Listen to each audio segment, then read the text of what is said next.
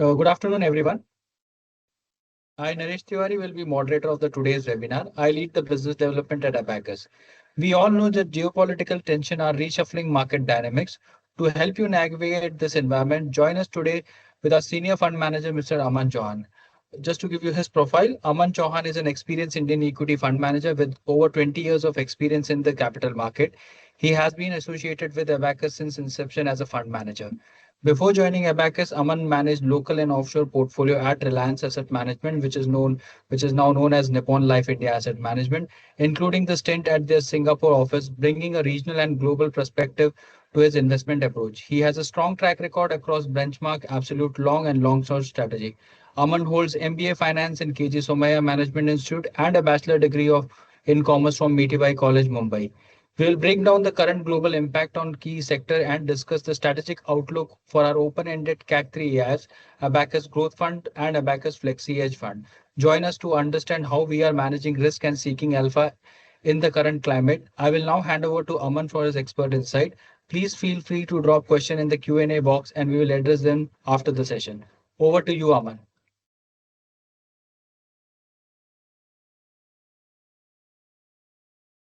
Sure. Thanks, Naresh. Hi. I believe my screen is visible and Yes, Aman. yeah. So good afternoon, everyone. It's been challenging times, and we all know the reason behind this challenging times. Uh, the idea of today's call is not to give you the basics as to why oil is up and how it impacts Indian economy. It's the idea is to give you a more practical perspective as to what's happening in the markets and what's is the likely outlook and what exactly are we doing in this current times. But before we start, just to give a broad perspective as we start, this is how the market situation in India was in calendar year 25, which was like 3 months back. Calendar 25, Nifty gave an absolute 10-11% return, which in isolation is a very good number because this was in the back of 3 good years of returns. But when you see the relative performance, almost every other market around the region except for Malaysia was up 20% kind of plus. So this was India's worst relative performance in almost 20 years. I'll repeat, relative performance, not absolute. Absolute performance was still good. It was still a good, healthy double-digit return from the market, and this was Nifty. Right? Active fund would have given you a better return than that. But on a relative basis, India was underperforming because the valuations were on the higher side. You're not seeing much of FI inflows coming in. As we come down to the scenario today, calendar year till date, Jan to early April, this is how the situation is. Except for Korea, we are almost one of the worst performing markets, right? And Korea is down because Korea was the best performing market in the earlier years. It was up almost 70 odd percent here. And hence it has seen a sharp drawdown in the last 3 months. But bearing that, we were already at the receiving end in CY 25, and now in the first 3 months also, we continue to be on the receiving end. And the reason for that is pretty simple.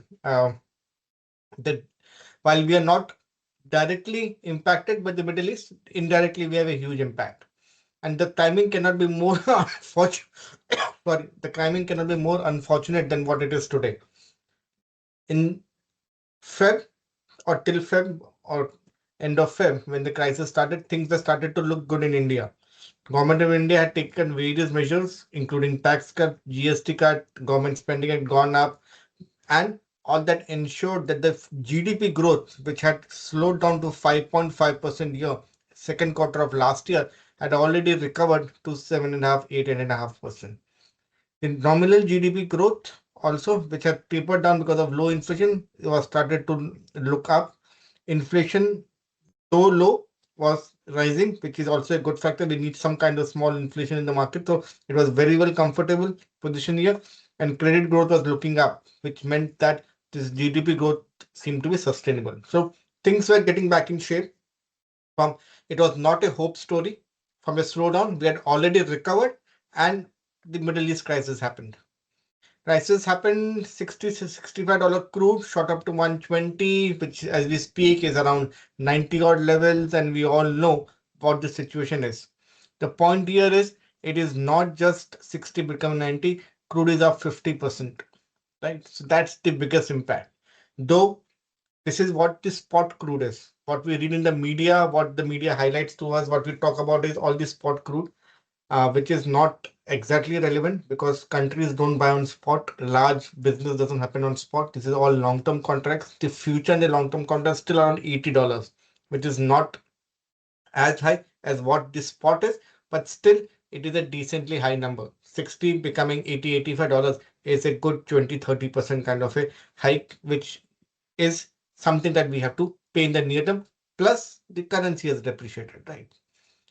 And why is that? We all know 87% of crude is imported, 50% of LNG is imported, half of that comes in from Middle East, almost 90% of LPG comes from Middle East, and the Strait of Hormuz was closed or it still remains literally closed. So this is what our dependence on Strait of Hormuz is, and hence we are indirectly one of the worst impacted countries in the globe. The war which started, and this is where the you can see the attacks or the number of attacks which has clearly died down, which we all felt when we saw this number that within a week or so, the intensity of the war came down significantly, and we all felt this will end. It will end soon. Iran doesn't have the money, it doesn't have the military muscle, it doesn't have the people to fight US, and hence it's just a matter of time. But it has dragged on. We still believe so. It's still a fact, but the fact also is that they're able to hold on. They're able to do collateral damage. They're able to attack the UAE nation, and that has meant that things have been significantly different than what US or Israel would have thought when they started this conflict. Now, in the conflict, neither than they go back, nor can they immediately finish this. So they have no choice but to work something around, which I believe is already started when the current negotiations or the discussions are there. Nevertheless, things remain pretty fluid. Now, why is this meaningfully different versus the earlier crisis? Is that the intensity of the damage in the supply chain. All the earlier events which happened, which was the Iran-Iraq war or the Kuwait invasion, the recent Russia crisis, and this is the Iran crisis. This is what the supply impact is. In all these previous events, the maximum supply impact was half of what it is right now. So the single biggest factor, the closure of Strait of Hormuz, has meant that physically oil supply, gas supply has got curtailed, and that has led to the spike in prices. And that is what the biggest worry today is. Obviously, this has led to some impact on the currency also. INR, which used to be one of the best performing currencies a year back, that's no longer the case. We have lost almost 10% in the last 1 year on the INR front also versus dollar. We would be amongst the worst performing currencies.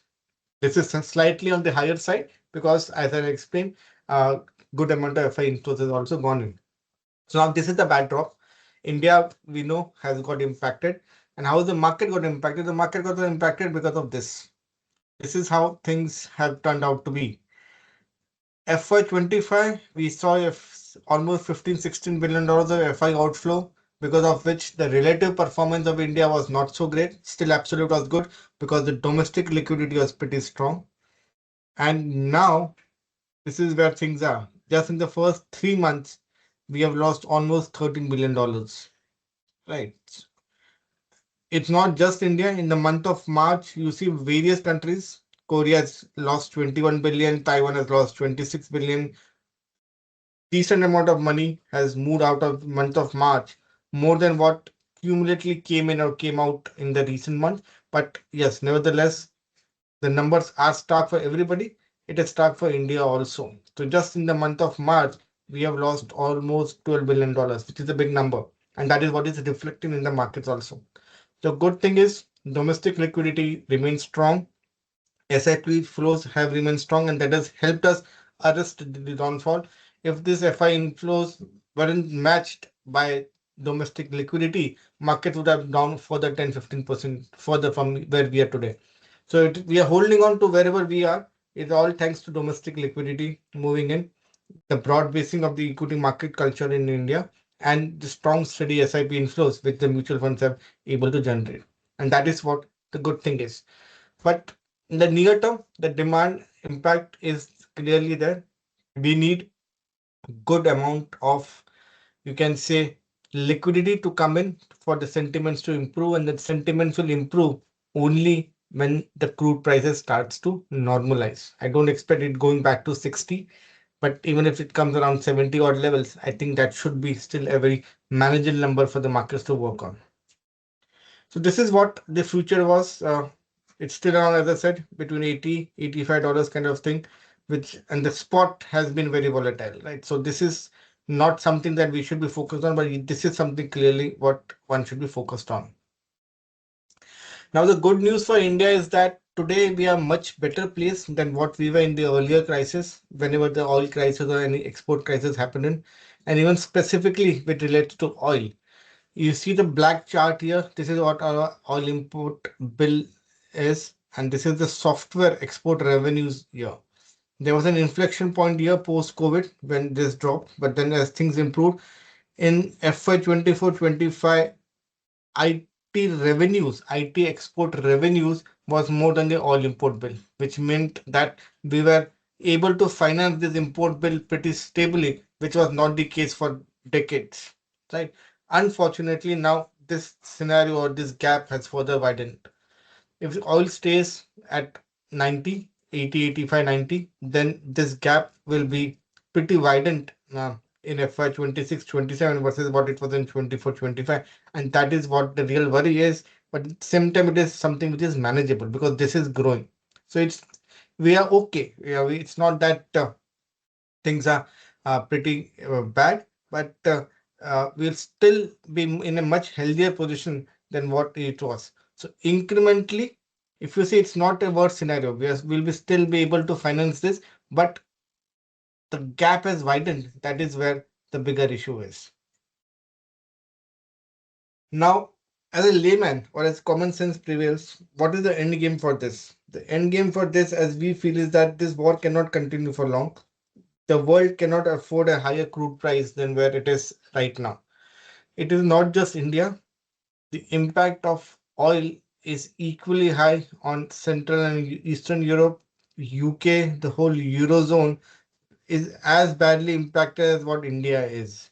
So it is not just that the India will bleed. India bleeds less because we are predominantly a domestic economy, though 90% is imported. For other markets, import dependence is less, but the domestic economy is also smaller, or they're more dependent on global trade, and hence the net GDP impact is going to be equally bad for the Eurozone also, and they cannot afford. They're already struggling with Russia and they cannot afford this. So there is going to be pressure on Trump to get the crude prices lower to end this, either via talks or via action, whichever way it is.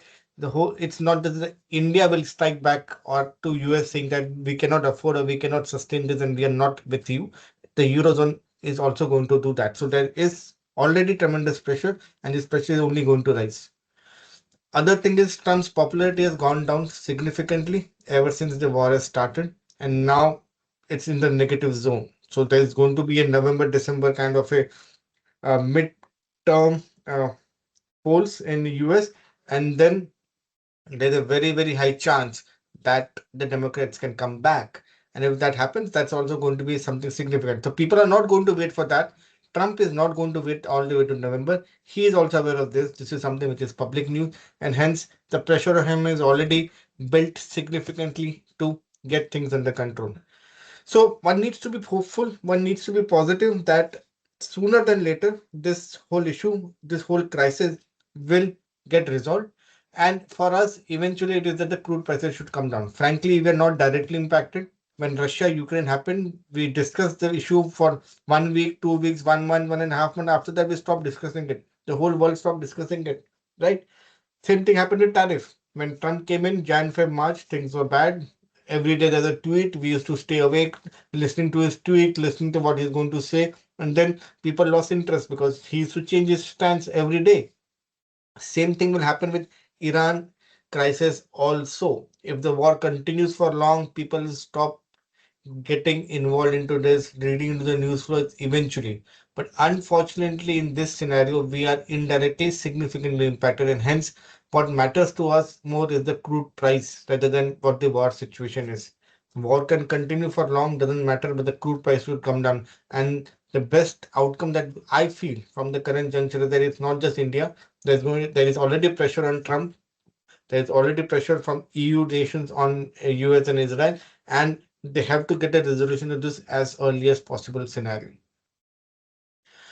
Coming to markets, this is something that I believe everybody has mentioned to you. You guys would have heard about it, read about it, seen about it. That whenever there are crises like this in the near term, market falls. This is what the numbers are. When the Russia-Ukraine happened, markets fell 18%, but subsequently recovered 22%. When the ILFS crisis happened, markets corrected 16%, but then recovered 20%. Since decades, this is what the major events are. Markets fall in the near term, but subsequently they rise equally sharp. And this is the way it is. And this is the big COVID fall. Markets fall, and then we know how the markets have performed post COVID, right? This seems to be something similar in the near term. We are significantly impacted. Let's not say that it's a small impact, it is a big impact, but this impact can be short lived. It is not that the economy is damaged or we are going to have a crisis kind of a situation. India today is in much safer and better position than what it was in all these previous events, and we can manage this. GDP impact, if oil stays between 80 to 90, is going to be less than 100 pips. Right. So instead of growing 7.5, we'll grow 6.5, which is still a healthy number. That's not the issue. The issue is that in the near term, sentiment has got damaged, currency has taken a hit, FI outflows happen, and hence markets are taking a big hit. It is not that things have fallen apart for us. Yes, it is, but it's more of a sentiment and liquidity game. And that's the narrative, that the way markets are. It overreacts both on the upside as well as on the downside. And right now, what we're facing is the reaction on the downside. But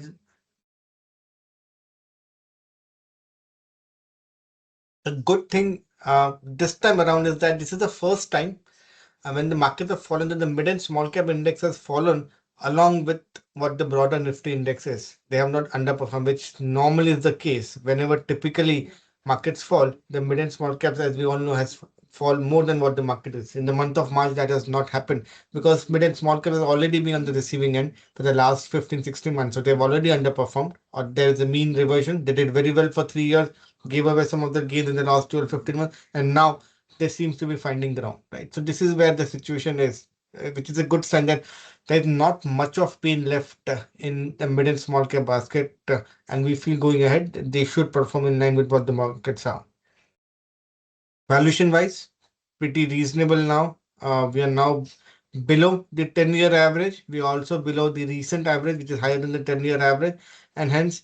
Uh, from an investment perspective, from a fundamental perspective, things are pretty nice. This is the P level that post COVID is where the markets have always taken, you can say, support here. For a pessimistic or for somebody who wants to argue with that, this is based on current earnings, but the earnings are going to get impacted, which is 100% true. Not 8 or 9, but 9.5 out of 10 companies gets negative impacted by a rising crude. Only 0.5% of companies, a handful of companies like an ONGC or an Oil India or something gets positively impacted by a crude. Right? Otherwise, everybody gets negatively impacted. So there is going to be an impact on earnings, and that earnings impact is not yet captured on consensus earnings, and hence one can argue that the current P of 17 is not the right way to look at it because the earnings growth which is being assumed will be taking a hit, and hence the 17 is in fact 18, 19, which is also fine because that's the 10-year average. And we all know that the impact on earnings right now is because of a near-term event. It is not something which is permanent. If somebody feels the oil is going to stay at $90, then the world is going to be very different. We feel oil should come back to 80s and even below 80s.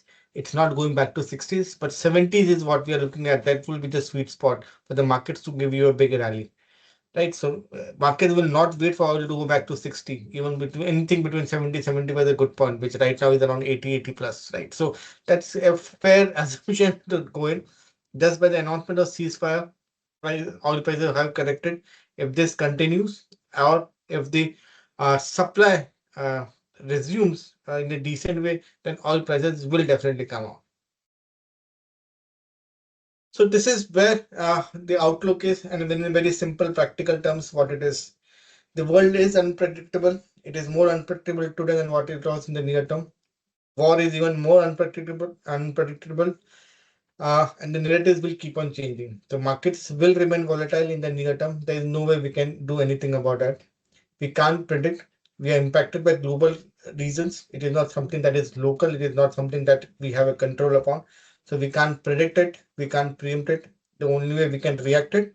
Yes, but we can be better prepared definitely, and that is what we have been doing. We are sticking to our basics. As always, we do only fundamental style of investing. That is the best way to sustain or to handle this current situation, is what we feel.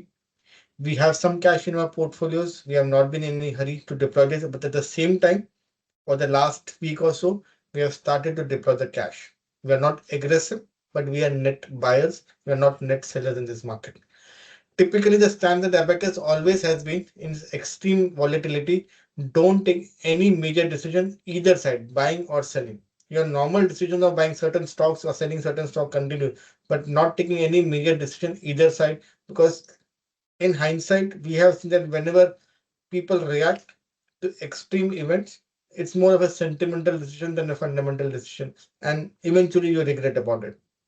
So, in the 7 year history of Abacus, we have seen multiple crises, right from COVID to Russia to other crises.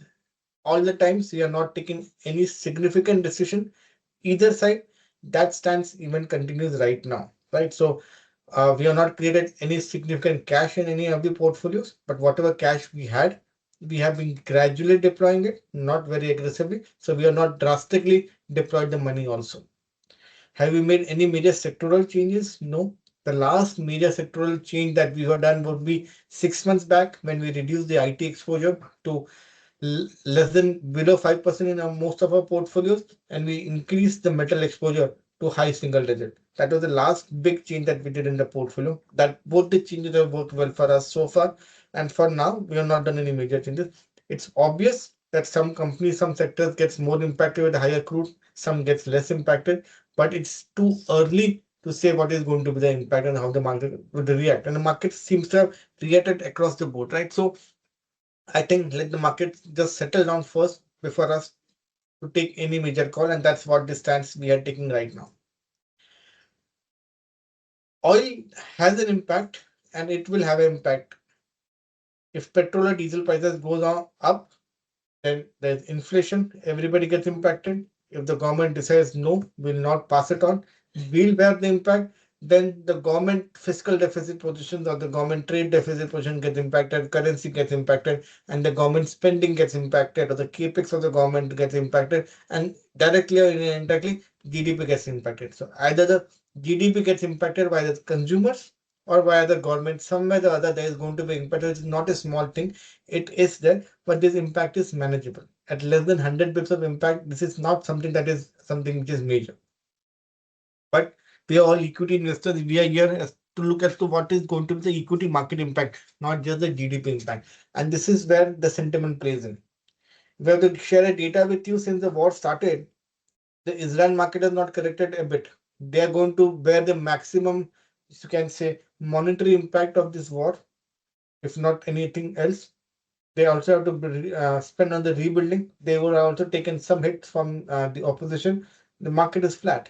US market is around 4-5%. That's one of the better performing markets. India market is around 8%.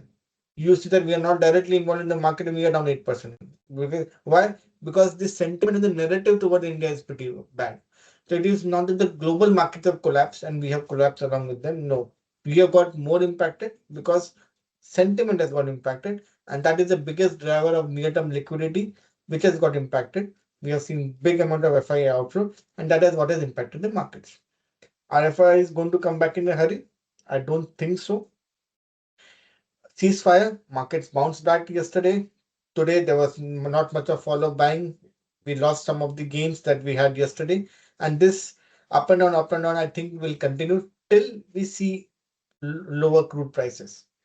If you ask me what worries me more, or what is something that I'm monitoring very closely. It is not the outcome of the war. It is not whether the Hormuz is open or closed or how much ships have passed through it. No, it is the price of crude. What can happen is that we have regular supplies starting from the Strait of Hormuz. Ships can continue to move on, which is also fine. But at the ground level, if the physical infrastructure has got damaged, then the supply of crude might not come back to normal in a hurry, right? What that actual impact is that nobody knows right now, because what we read in the media is also something which is censored. It is not something which is actual fact, right? What is the real damage, good or bad, which we don't know. What could be the ground level impact, we don't know. And these are all physical infrastructure. They are like pipelines or railway lines. You have a 100-kilometer railway line, 98 kilometers is complete. Last 1 or 2 kilometers is left. But till the time that 2 kilometer also gets complete, you can't use the 98 kilometers. So you will say, okay, I'm 98%, 99% done. But it doesn't matter. You still can't use the railway line. Same thing is a refinery. Same thing is a pipeline. You have a pipeline, only 1% has got damaged. But till that 1% comes back, 99% is useless in a pipeline, right? So we don't know what is the physical damage at the refineries there, at the pipelines there, at the port infrastructure there. Once things normalize, the crude price should normalize, and that is what the thing is. So it can happen that we'll have positive news flows. Markets will go up on that positive news flow, but eventually the market will realize that fine, the news flow is fine, but the oil price is not coming down. And unless it comes down, our problems are not going to go away, right? So from here, markets will remain volatile, but we have to be hopeful that the prices will come down, because as we all know, it's not that something Iran can sustain for long or the US can sustain for long or the world can sustain for long, right? So in certain current circumstances, it's easy to be negative. It's a negative spiral that is there. Then the spiral is that high oil prices leads to higher import bill, which means higher trade deficit, which means a weaker rupee, which means more FI outflows because they don't like a weaker rupee, which means that market sentiments are down. If market sentiments are down, other FIs also sell. If other FIs sell, then the money goes out. There's further pressure on the INR, and this spiral can continue. And this is what the negative narrative is. But this narrative, the way it quickly changed within a week from positive to negative, can also change for the better. How can it get better? The better is that the worst is behind us. 3 weeks back, there was no movement in Straits of Hormuz. Now there is movement. 3 days back, there was no ceasefire. Now there is ceasefire. Though it's very fragile, but there is. How things can turn for better? Tomorrow we have talk, we have discussion, supplies resume. Yes, oil will not go back to 60, but even if it goes back to 70, it is good for us. Then the whole spiral starts. Then the narrative is India is a domestic economy. It is one of the least impacted globally. Domestic demand. If rupee is already down for an FI, it is all the more better to invest at a weaker rupee level. Growth is picking up. We are the only large economy which is showing a high single digit growth. Government is proactive, Modi is still the same, RBI still some scope for rate cuts to happen, and we can all manage, we can all sustain, and things will come back. We are at 10-year average. Relatively, we are already being one of the worst performing market in decades, and hence there has to be a catch-up rally, and the whole narrative can change. The way it changed for negative, it can change for positive also. Though it's not going to be a V-shaped recovery, that's what we feel right now, but definitely looks like the worst is behind us. And that's where our stance is, and that is the reason over the last 1 week or so, we have started to deploy cash. And this stance is reflecting in our communication with our clients, with our partners. Also, we have launched a FlexiCap open-ended AIF. We have also launched another open-ended AIF, the growth fund. So this is something that we have proactively working around, and this is something that reflects our stance in the market. We are also equally positive on the mid and small cap segment as we are positive on the large cap segment. We feel all the segments will do well from the current levels. Over a longer period of time, mid and small caps can go better, though in the near term they can be more volatile. Large caps being stable, we should also continue to do well, is broadly what our assessment is. Just to give you an update, this is what the scenario is right now for the uh, open-ended flexi-cap portfolio that we have. We are almost 85% deployed here, fairly diversified portfolio as we speak. Top 10 holdings are all known companies, though some of the obvious names would not be there, but that's the way we function, non-benchmark portfolio. And it's early days, but fund seems to be doing better because of the cash and whatever we have held on. We have done better than what the market carnage has been, and we have taken the hit in the near term, but still better than what the markets are. And the reason for all this is this. This portfolio today trades at 16 times 1 year forward versus 18, 19 times for the market. And we are expecting at least a month back good 25% earnings CAGR. And this is what the real reflection of this portfolio is, that this portfolio has an earnings growth which is much higher than what the market is, and then at P multiple which is lower than the market. So once the market stabilizes or starts to look up, then we feel this portfolio has all the right ingredient for these multiples to get re-rated, or if not, at least this higher growth rate to get reflected in the earning. And that is the reason we feel this portfolio has been resilient in the near term. And going ahead also, this is what we feel can sustain the market volatility and do well when market starts to perform. So that's the needle. Something similar is the case with the open-ended AF that we have just launched.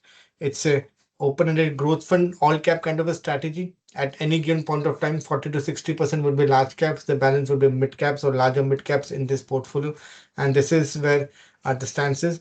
This is an open-ended AIF, the first open-ended AIF that we have for the growth fund strategy. And uh, all these ingredients that we have delivered in the first growth fund that we launched in 2018 when Abacus was founded, and we had our maiden strategy launched at that point of time, will be the same. It's the same team, Sunil and me, who handle the AF and PMS, that continues to will handle this fund also. And ultimately, this is what the thing is. The Sunil and Hitesh is with us for almost 2 years now, and he reports into me. I report into Sunil. So uh, the same team of Sunil, me, and Hitesh who are going to handle this portfolio.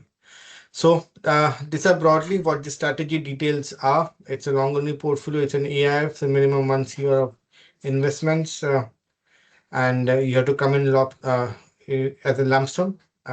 It has a monthly NAV with a weekly subscription thing. And first year, there is a exit charge and there's nil beyond after the first 12 months. So that's where this portfolio strategy is. Uh, Naresh, you want to highlight any other factors with regards to the strategy? And before we open up for Q&A, maybe in No, the meantime, any other queries, anything that you guys have, you can put it in the chat box. Uh, yeah, Naresh. yeah, thanks, Aman, for this insight. So we'll take the Q&A now. Just hold on.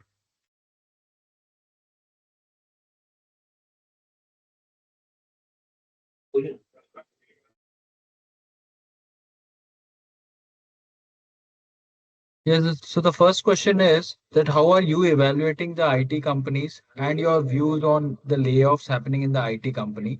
And will AI disrupt the revenues of Indian IT companies? AI is going to have an impact. It's not going to be as significant as what people fear, because ultimately, what is AI? AI is smart processing of data, right? So you give an input, you give a prompt, and the AI will process the data fast and very efficiently and give it to an output within seconds, within minutes, right? But for AI to work, the data has to be clean, the data has to be good. Otherwise, the same concept of garbage in, garbage out comes in AI also. Now, for this data to be clean, the data could be well established, the data has to be well structured. Indian IT companies will play a role. Plus, the way you use AI also needs to be integrated with what you're already doing, right? So this is something similar to the digital wave. Few years back, we saw the digital wave came in, people that now it's digital. How will the Indian IT companies cope? But they did. Growth is did got impact, but it is still a positive growth rate. Same thing is going to happen with AI. Growth rates will get impacted. People will add less number of staff. In the near term, there could be layoffs also. But Indian IT companies' advantage is the cost and the English speaking population, right? That advantage stays in the AI world also. Yes, they need to adapt. So they will. But from an investment perspective, we feel this near-term disruption will have an impact on the near-term growth rate or at least on the sentiment, and hence it's not going to be an outperforming sector. For that reason, 6 months back, even before the AI fall came in, we reduced our IT exposure to low single digit. We are not in a hurry to add further into the IT sector exposure, at least in the near term. Once growth rate starts to improve, we'll have a relook at the sector. For now, it's more of a neutral view for us, not in a hurry to add to any IT exposure for now. Thanks, Aman. Yeah. Another question is that if we have any number on FI and FPI in allocation in the domestic market and in Asian market, which markets do you see will get FI share other than India?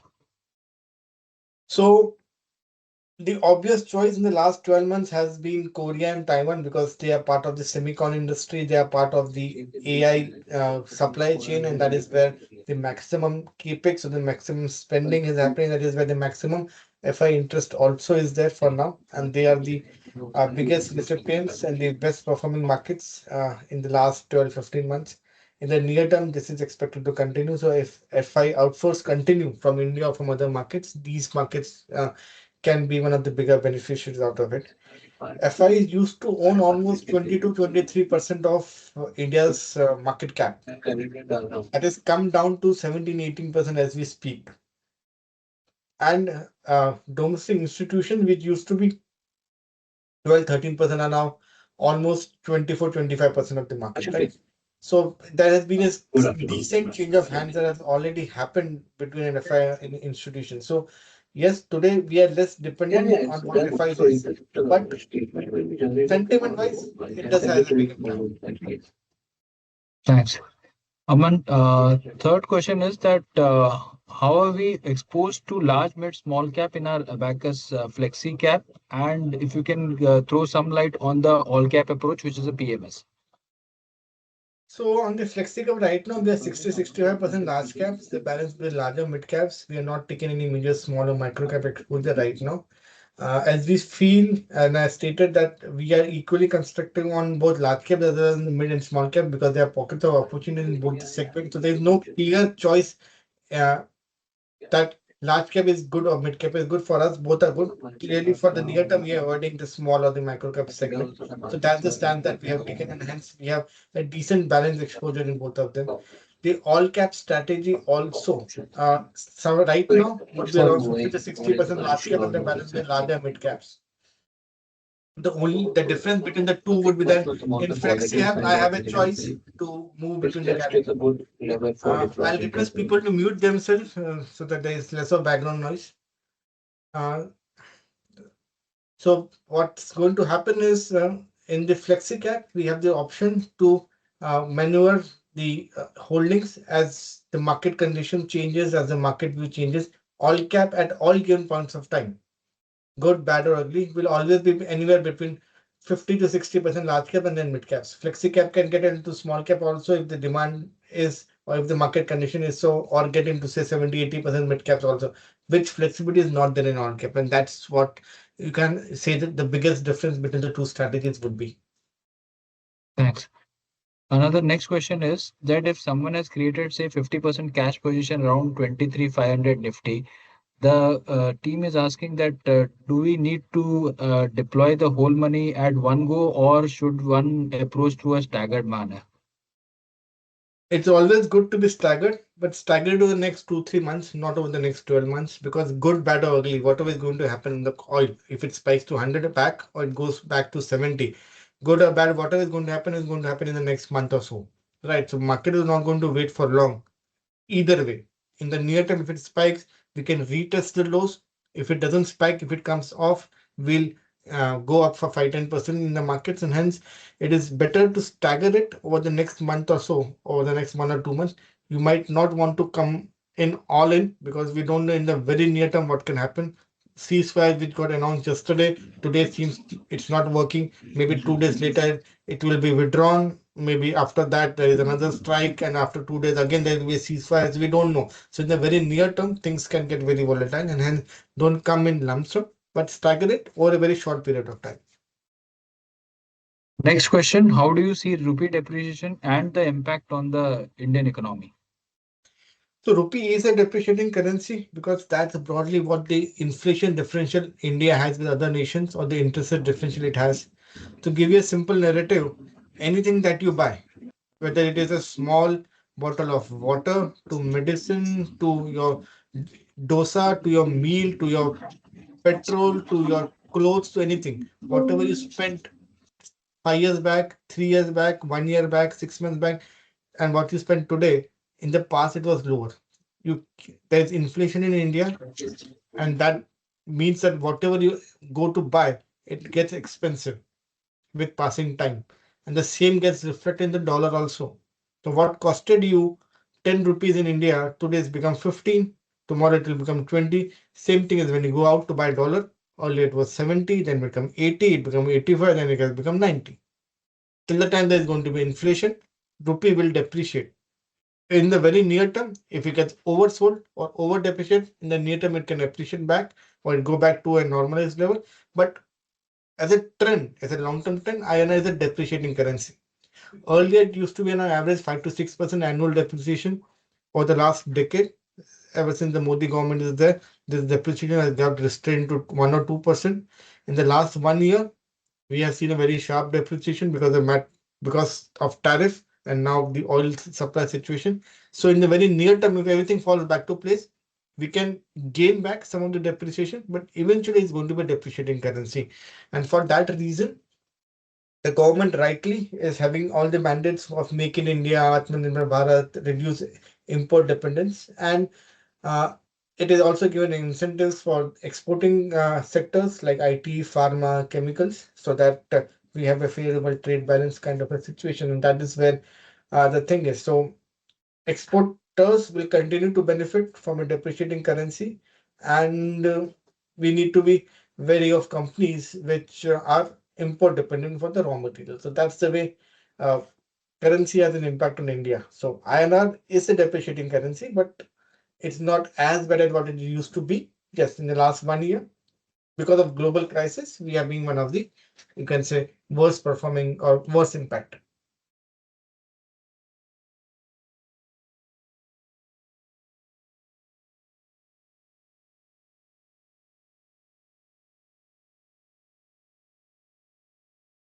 Sorry. Next question is which sector you are currently positive on and which sector you will avoid? So we have incremental deployed capital for the in the pharma sector, in the cement sector, in domestic cap goods, engineering, and EPC companies. We continue to stay neutral on IT and on the consumer space, and you can say banking. We are positive, not very positive because we already have a very large exposure in banking. So incremental money is not moving much to banking, but the view there is positive. So these are the sectors that we are positive on. Yeah, and metals also. So besides cement and pharma, metals is something that we are pretty positive on. But incrementally, we're not increasing our weight because we are already higher. We are already pretty well exposed in the metal space. It's a deep cyclical sector. We don't want to go overboard. So high single digit is what metal exposure that we have in across our portfolios, and we would like to maintain that. Yeah. Next question is what is your current take on the capital account, especially if it is going into negative zone in the December quarter? Capital account also has a bearing on the gold, because if gold prices stay year or go higher, then we need to spend more on the gold imports that we have. So for now, unlikely that the capital account will go into it can go into marginal negative situation, but it's not going to be a crisis kind of situation. Trade definitely will go into negative because we are going to have a much larger import bill. Uh, Near term, it is getting negative because there is huge amount of FI outflow that we have seen in the month of March, and FDI as well as FI inflows are not there, right?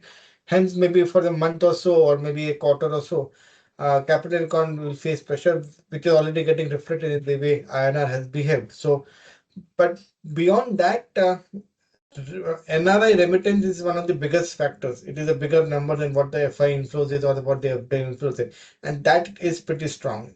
NRIs are the, the biggest, you can say, non-resident population in the group, which is what the Indian NRI community is, and they have a pretty strong remittance, which in fact can increase because Middle East is the biggest factor from where we get remittance, and the way situation there is, people would tend to send money more to India than keep it in Middle East, and they'll also take the benefit of the depreciated rupee right now, right? So I'm not too worried if for a quarter or so the capital account turns negative. Aman, your view will is required on gold, silver, and real estate sector for future purpose. We are not an expert on gold and silver, so we don't have any view because we don't invest and it's not something that impacts us from our equity investing. So my view anyway has no relevance from that standpoint between gold or silver. Real estate is something that we track because we invest in that sector. We are less positive on real estate as we speak that what we were 6 months back or 12 months back. Uh, in the near term, it will also face the impact that the sales velocity will get impacted, right?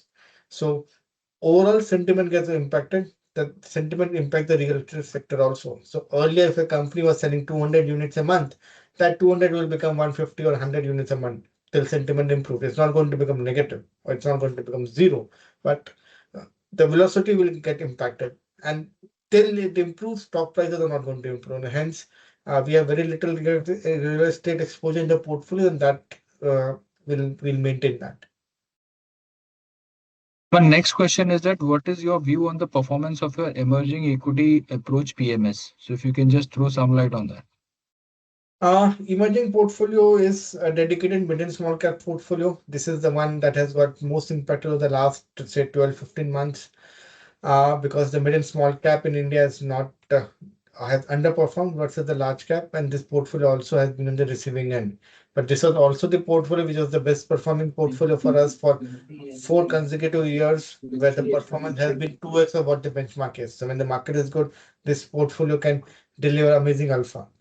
Having said that, this portfolio in the near term will remain at the mercy of what the markets are. But once markets stabilize, which we expect should happen sooner than later, then this portfolio will start to perform. From a valuation perspective, we feel there are enough pockets of attractive investment opportunity in the mid and small cap space also. Once market starts to perform, liquidity as well as investor interest will come back to this segment. Right now, it is not because once it had got expensive also versus large cap. And when markets are volatile, it's obvious people tend to find shelter more in large cap than in mid caps, right? So that is something which is already played out as we feel. So from here on, I'm not too worried about the mid and small cap performance. If markets were to do well, I think mid and small cap will also do well. And once they start to do well, the alpha that we have consistently delivered on this strategy in the past, I'm pretty confident that should come back. Thanks, Aman. Aman, something related to our AIF strategy. Are we taking any exposure to, say, unlisted or pre-IPO in our any of those strategy? Or if we are taking, then what is the maximum percentage exposure we can take there? Sure. So all our strategies are listed strategies. We don't take unlisted exposure in any of them. To gain better access to liquidity, we might do a pre-IPO, which is like when the IPO is due in the next 1 to 3 months max. It's not even next 12 months or 6 months, right? So anything beyond 3 months is unlisted private equity exposure for us. We have a dedicated private equity fund there. We don't take unlisted exposure in any of our AIFs there. Pre-IPOs also will be in low single digit whenever the opportunity comes in, not more than that. Thank you, Aman. So we don't have any further questions, so we can conclude the session. Thank you, participant, for joining us today. We will conclude the session now. Thanks, Aman. Sure. Thanks everyone for joining us. Thank you.